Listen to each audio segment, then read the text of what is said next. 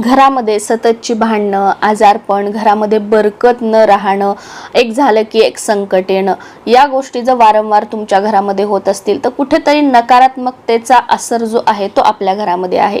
मग हा दूर करण्यासाठी विनाशुल्क विनाखर्चिक साधा सोपा उपाय म्हणजे जो घरच्या घरी आपल्याला करता येऊ शकतो, तर आपल्या घराची जी शेवटची रूम आहे तिथपासून ते मुख्य प्रवेशद्वारापर्यंत दररोज झाडून काढताना झाडून काढायचं आणि शेवटच्या रूम पासून ते मुख्य प्रवेशद्वारापर्यंत उंबरठ्यापर्यंत फरशी पुसत पण आपल्याला यायचं आहे। बऱ्याच जणांना सवय असते बघा की मुख्य दरवाजापासून आतमध्ये कोणती कधी खोली झाडतात, कुठूनही कचरा लोटतात, असं नाही करायचं।